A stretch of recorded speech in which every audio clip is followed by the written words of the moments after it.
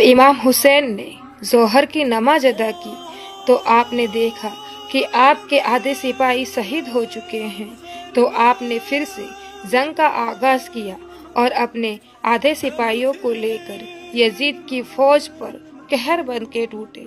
लेकिन देखते ही देखते 3 दिन भूख और प्यास के कारण आपके सिपाही एक एक करके शहीद हो गए और आप मैदान करबला में अकेले रह गए।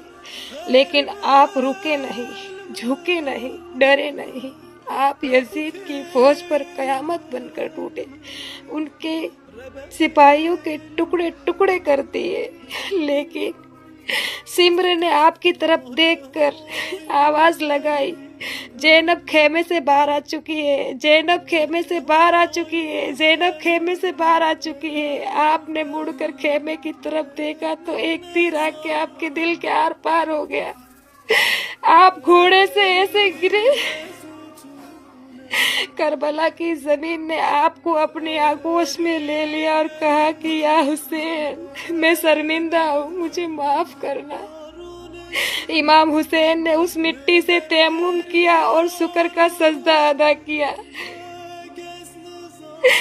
शुक्र का सजदा अदा करने के बाद में इमाम हुसैन ने आसमान की तरफ हाथ उठाया और दुआ की, या अल्लाह मेरे नाना की उम्मत को माफ कर देना, या अल्लाह मेरी नाना की उम्मत को बख्श देना, या अल्लाह मेरे नाना की उम्मत को जन्नत नसीब करना। तब जाके सिमर हुक्म देता है कि इमाम हुसैन पर हमला किया जाए। 10,000 घोड़ों से उनके ऊपर हमला किया गया। कोई तीर मार रहा था, कोई तीर मार रहा था, कोई तलवार मार रहा था मेरे हुसैन को। एक नेज़ा आपकी गर्दन के आर पार हो गया। जब सिमर आपकी गर्दन को आपके धड़ से अलग कर रहा था तो आपकी जुबान से कुरान की आयतों की आवाज आ रही थी। जब आपके शरीर मुबारक पर घोड़े दौड़ाए गए तो आपकी पसलियों के टूटने की आवाज बीबी ज़ैनब के कानों में आ रही थी।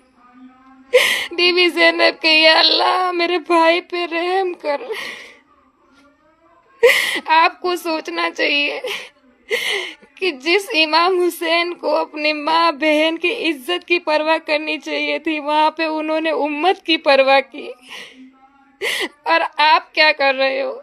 आपको संभल जाना चाहिए, सुधर जाना चाहिए। ये 6 घंटों का शौक आपको जहन्नम की आग में धकेल सकता है।